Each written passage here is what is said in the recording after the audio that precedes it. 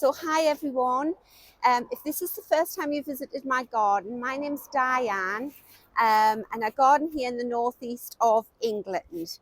In today's video, I'm going to show you the havoc that something has caused in my cold frames. So I'll take you over to the cold frames now, and I'll also put links below to the making and the painting of the cold frame and what they used to look like.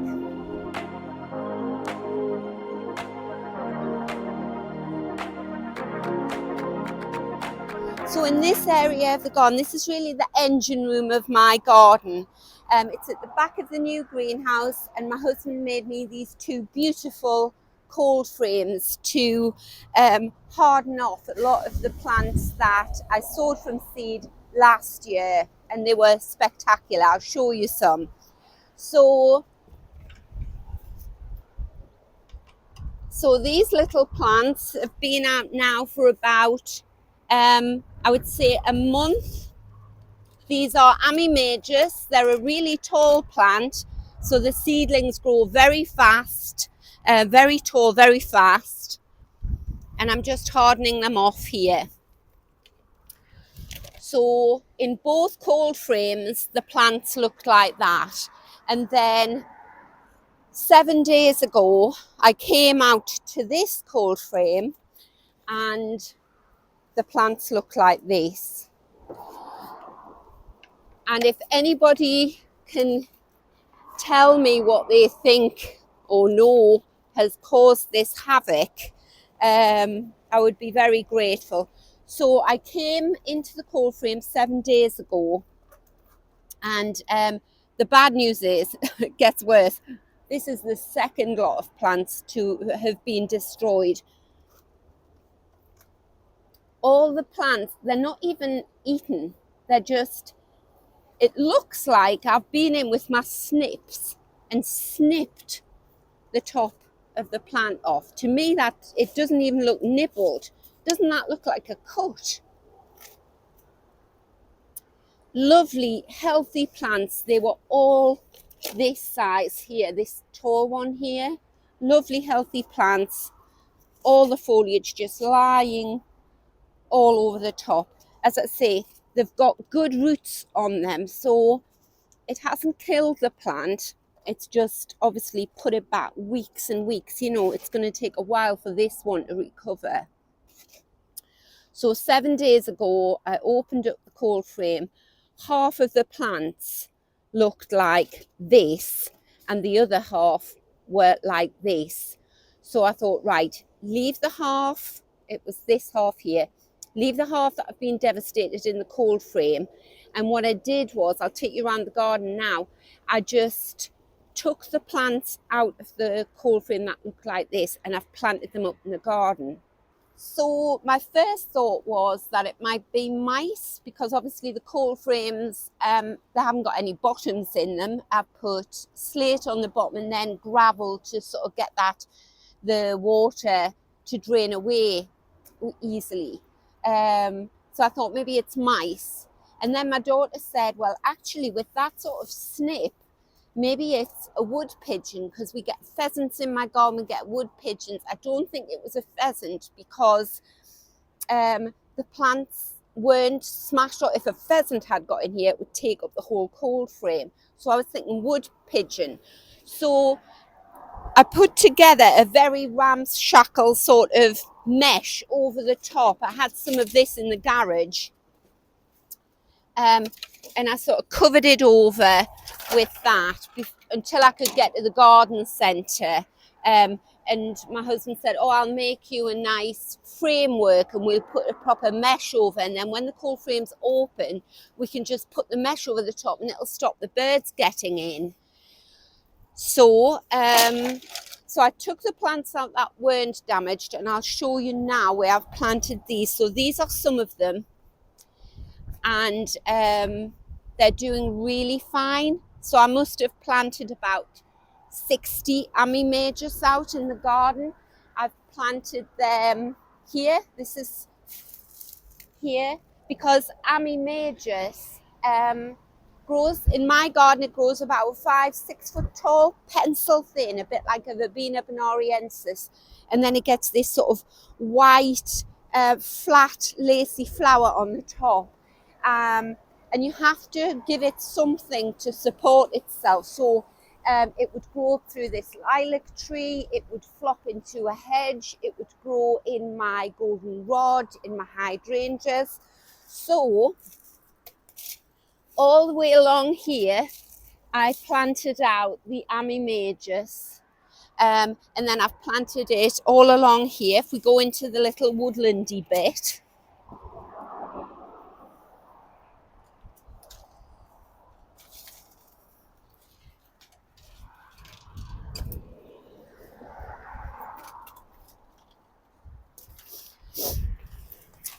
oops.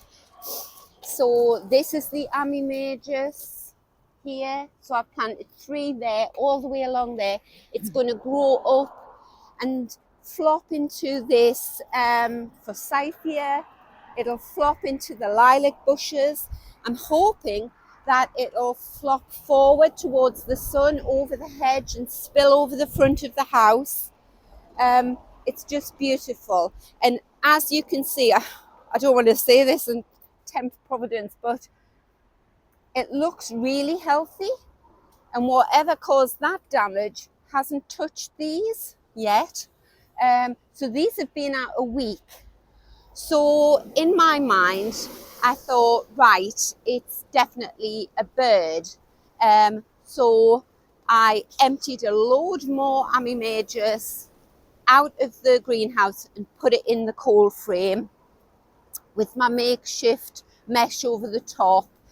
And then this morning I've come and I've opened the cold frames up, and all these plants yesterday were absolutely fine. They were all about, I would say, 10 inches tall at least. And this is what I found this morning. So my thinking is that normally plants that have just been out of the greenhouse into the cold frame for 1 week, particularly in my garden here, we are very exposed. You can see how windy it is. I would not be planting these plants out in the garden normally. The ones I planted there had been out in the cold frame for about 3 weeks, so I would say they were definitely ready to go out. But these ones, I haven't got really any other choice but to plant these out in the garden. I'm not too worried about them because, as I say, they've all got really good root system on them. So the plant will grow again. I'm going to empty them all out into this area, out of this cold frame. And I'm going to plant them out in the garden wherever I can. And then what my husband and I have decided is that we're going to tip this new cold frame onto its side, and he's going to put a wooden bottom in it to stop the mice, because this has been shut overnight and that was on through the day. When I put the cold frame lid down last night, all these plants were fine. So I know it's not a bird. It's got to be a mouse. Why they do this, I don't know. All I can think, on the positive, it's feeding some nice little mouse family. And I'm certainly not going to do anything to kill the mice because this is their territory. I'm just really an overseer of the garden. So yeah, I'm certainly not going to put any traps down or anything. I'll just have to sort of, damage control. That's what I'm going for here. Right, so I'll leave this up. I'm going to take the plants out, and then we'll come back and I'll show you what we're going to do. The other thing I did, if you watch any of my other videos, I sort of filled the bottom with this lovely Cotswold stone. Looked really pretty. I'll take the Cotswold stone out, use it on something else, but I'm going to have a wooden bottom in this cold frame. And yes, it will rot because obviously it rains on them, I water them, but and we'll see if that sort of rectifies the problem. So I'll just show you in the greenhouse how many more Ammi majus that need to go out into the cold frames. So beautiful, so healthy. So I must do whatever I can to stop those mice getting into the cold frame. Because the other thing is, they don't seem to, I know from experience, they don't seem to like foxgloves. These are all my foxgloves. They're fine. But I've got lupins, I've got lots and lots of antirrhinum. And all these antirrhinum are due now to go out into the cold frames. I don't know why they should go for one cold frame and not the other one. Maybe it's because it's next to the compost bin and they're nesting there, or yeah.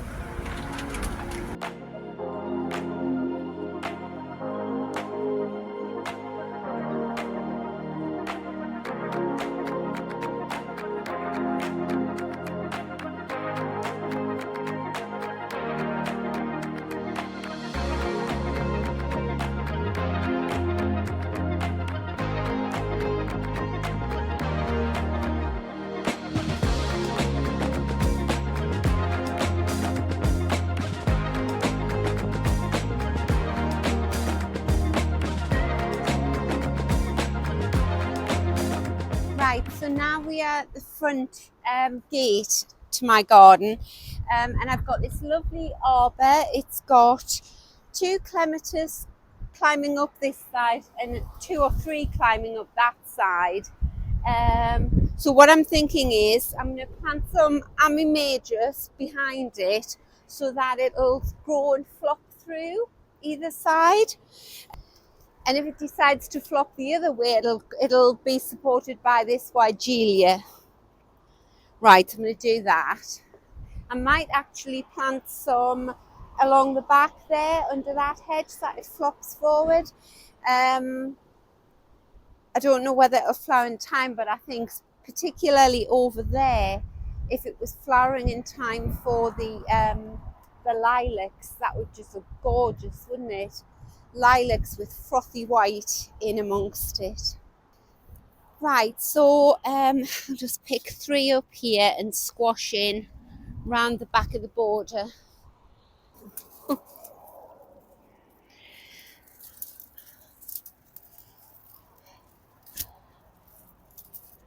And this might look a bit chaotic the way I'm planting, but I've learned from experience with Ammi majus in particular, you just have to sort of have the vision, look for where it can flop and get its support, plant it, give it a water, and then basically forget about it, unless it's in baking sun.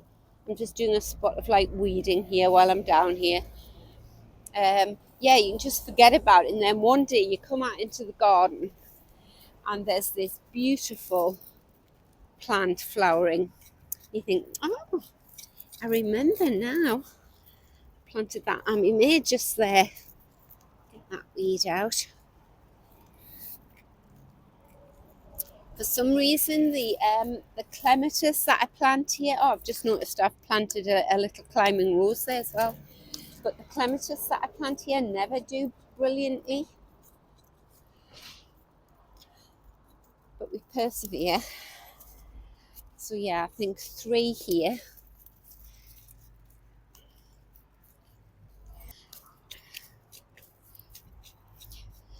I can see I've got a clump of aqualesia here.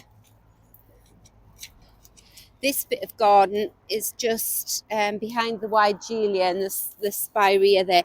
It's a bit like that woodlandy garden over there. It was really sort of neglected, forgotten about, whilst I cultivated different parts of the garden that were more on show, and now they're all full of plants, so I can spend time filling this bit up now. Oh, I love this, planting the plants and then giving them a lovely drink afterwards. It's actually quite sheltered in here, so they might do well. Right, now I'm going to get into this part here.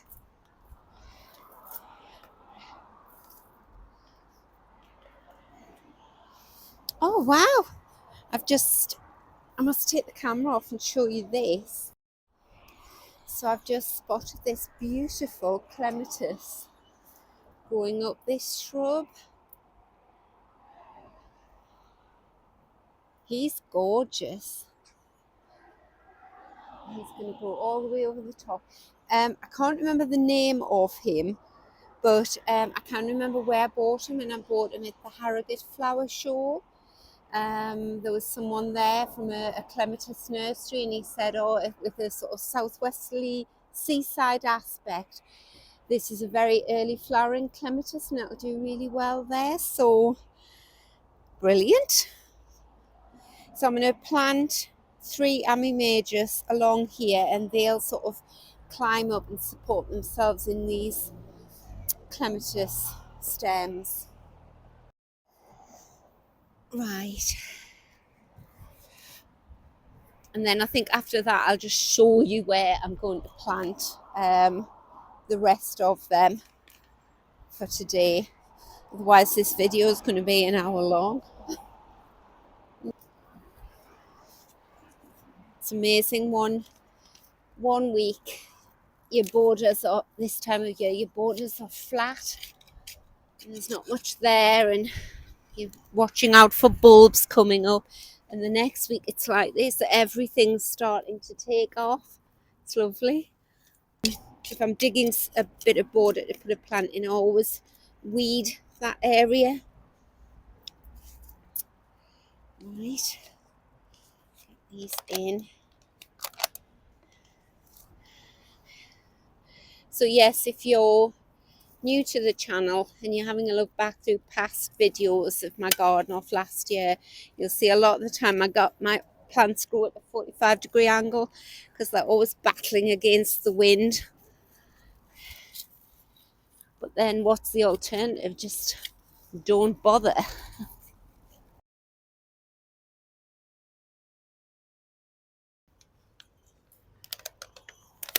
You can see when these little plants get their roots into my soil, they're just, as long as nothing else happens to the poor little things, they're just going to take off. You see what I mean by the benefits of growing your own plants from seed. You have hundreds to give you an immediate impact rather than a tree of 6.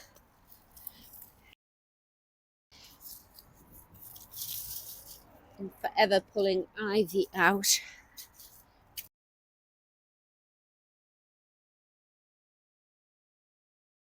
So I'll probably plant out another dozen of these Ammi majus. So this plant here is a climbing hydrangea, and it's fabulous for covering up sort of what we have here, quite an ugly brick wall. And this is a beautiful buddleia, and these are stunning iris. And you can see there's lots of weeds in amongst them.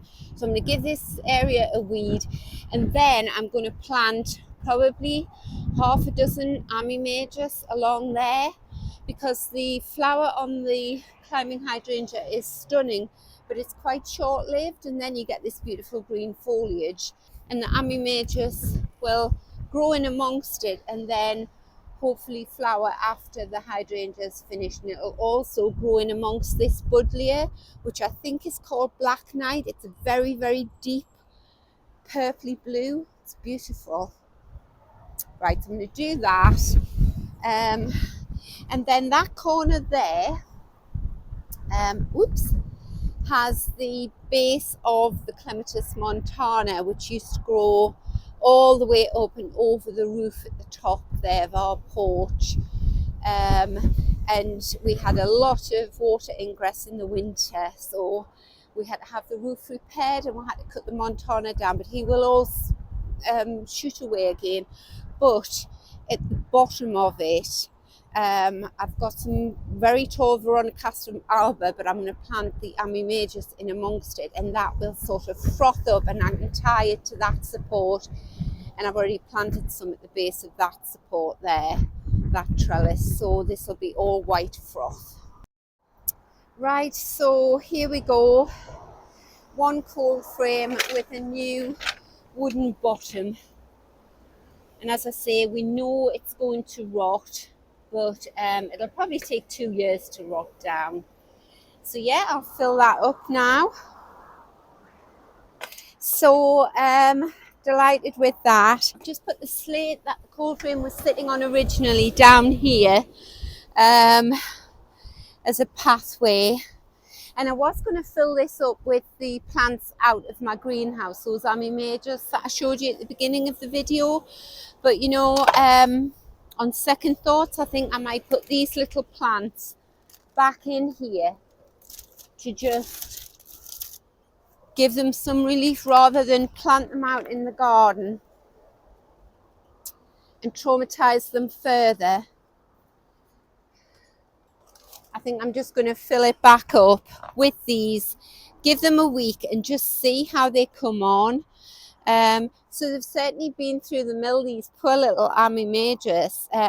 I will put the links to it, but we had, they were all doing fine in the greenhouse, and then we had a massive storm here in the UK in January.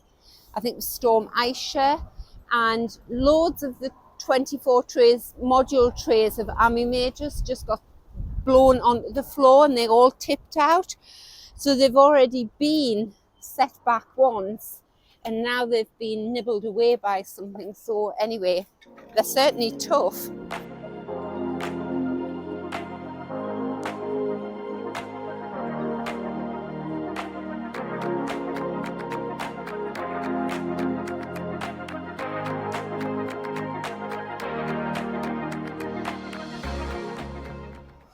Right, so I will keep you informed as to how these come on, these little plants. I'm sure they're going to do fine. I'm not worried about them.